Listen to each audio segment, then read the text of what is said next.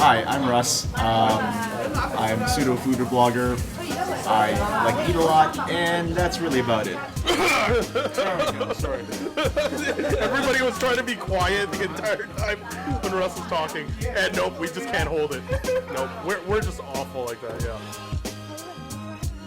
And do you prefer the books over the movie? Or I do. The shows. The books are That's genuinely true. yeah. In general, books are usually like the richer world, but Because they have the Game of Thrones is actually very accurate. Like, it's probably one of the most accurate retellings of a book that I've seen on TV. I think that the reverse is almost true with Walking Dead, though. Because things. Okay, Walking Dead is awful on TV. No. But what I mean is that when you're talking about like games matter. richer worlds and things like that, in Walking Dead, the comic book, things happen like this. Yeah. Whereas in the TV show, they draw out. Right. Maybe. So, like, for better or worse, the TV show is longer. So then, like, there were, like, when I started reading the comic book, I'm only up to, like, book 2 or 3 or something in the comic book. So I guess that's issue That sounds very 30 something. But, like, I was reading, I'm like, whoa, that happened really fast when it took them 6 episodes to make it happen on a TV show. That's really reminiscent of Dragon Ball Z. You ever notice that? The comic books you read through. From Walking Dead to Dragon Ball Z. No, he's absolutely right. Dragon Ball Z things happen in the comic book. Things happen very fast. Very fast. In the TV show, it took like 10 Goku, episodes for a Spirit Bomb. Yeah, 10 episodes just to charge it up, and then he misses. Sorry. sorry, spoiler. It's only been 25 years. But yeah, spoiler. Oh, by the way, Jesus died. I was gonna watch that today! The Titanic sinks. Oh, spoiler! Jack dies again. Yeah, but if you see Dragon Ball Z episode, the format is 10 minutes of, the first 10 minutes is last time on Dragon Ball Z. Now, 10 minutes of, and now, the continuation. Then the last 10 minutes is next time on Dragon Ball Z. So you only get 10 minutes of new footage every single episode. It's atrociously slow. But we watched all of it. Oh yeah. Oh yeah. It didn't matter. The part that bothered me about Dragon Ball Z wasn't that, because you expect that, but it was that they had to take out all the violence. Yeah. So all the killing, like there was killing in Dragon Ball Z. All Oh, you people did, had their heads ripped off. Oh yeah. People watching this in North America aren't gonna know that nobody got sent to another dimension. Nobody. Everybody died. Nobody went to a different dimension. They're not living happily ever after somewhere else. They died. They turned it into a kids show. Yeah, they turned it into a kid show, which is, well, I guess that's Well, how it it's kinda marketed. is, But yeah. yeah, I guess kids in Asia are a bit more, are not desensitized, are more desensitized to. Yeah, we're more realistic. Or adults just watch kids shows. Let's not even get the Japanese and Mangaku. Yeah, we're talking. No, but it just makes me glad that I freaking watched Dragon Ball Z and a giant hard drive just zip through everything. Me too. Media Me player. too. Charging, still charging. I watched them in RMVB files, Oh my god. which is the worst. Just the worst. But if back this, then, this those parking lot is the RMVB file of the world. Just the worst format of parking lot. It's wide enough. Okay. So No! that's gonna be in frame too, eh? That's totally in frame. The gadget of the week is the Samsung Galaxy S4. So it's just an update to the S3. The outside dimensions are actually really similar. I compared it to my friend's S3 and it's pretty much the same. It's a little bit thinner.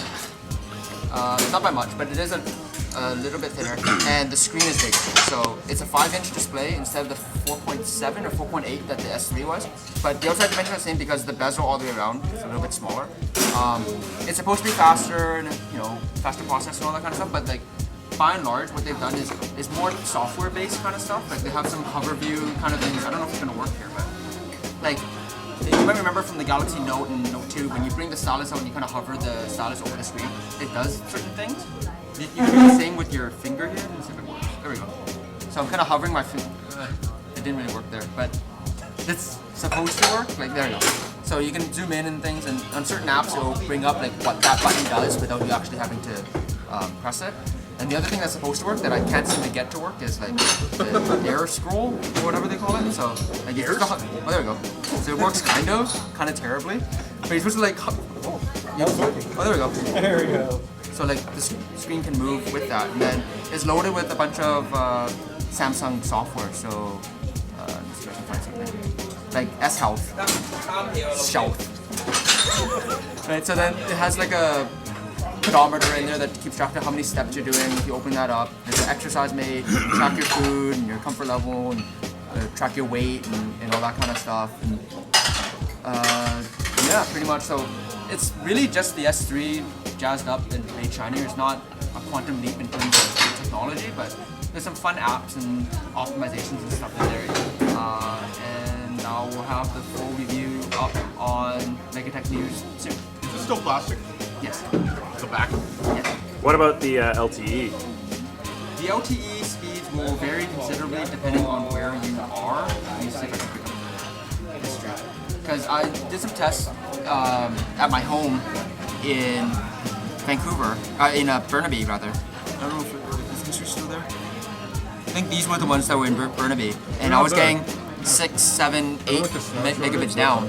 And when it's LTE, it should be way faster than that. So we're having Pho here in Vancouver, and I did some more tests here, and now this is much better. 37, 33, 35, 41. So that's much more in line with what LTE should be. But again, like these kind of speeds, it varies a lot. So if you're in another Canadian city, if you're in Toronto or Calgary or wherever, you are generally going to get a lot better speeds when you're in the actual city itself. So this might be even better if I go downtown instead of we're here on we're in East Vancouver, so the speeds still aren't the best, but it was better than Burnaby, and I'm only a 5-minute drive from here, which is a monumental difference in speed. And that's the gadget of the week? And that's the gadget of the week.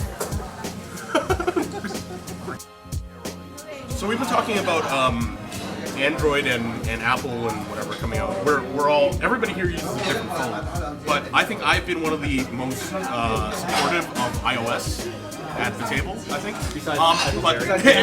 And Spencer, iPhone Gary, obviously.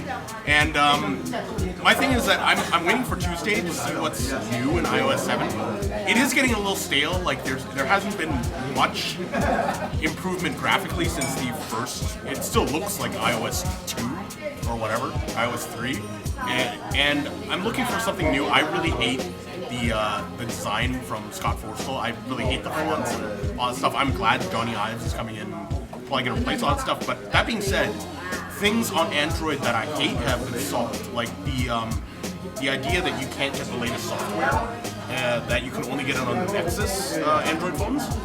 They've solved that. They have stock Android HTC Ones, and the Gadget of the Week this week is available.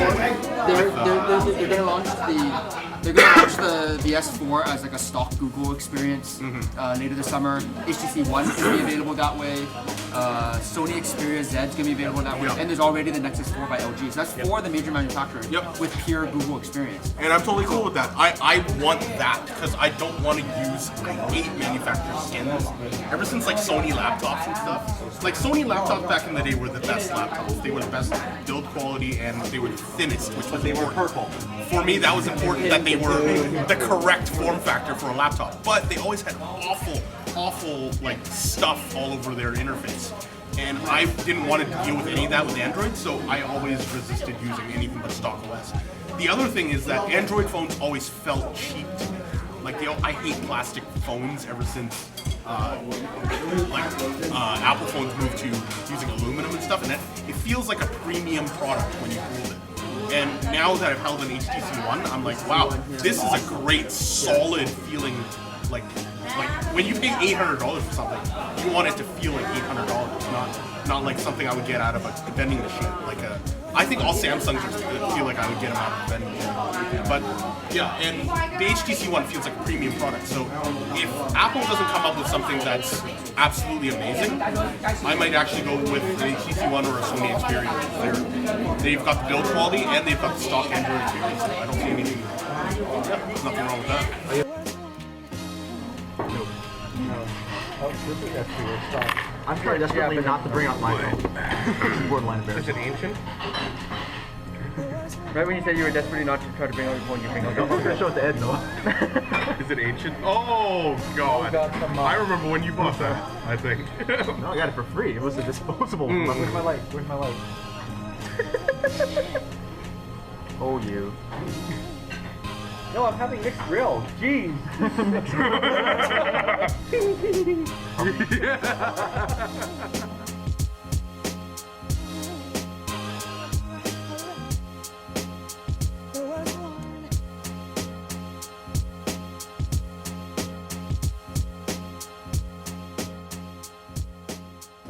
You know at the end when Odor said something, I heard Odor.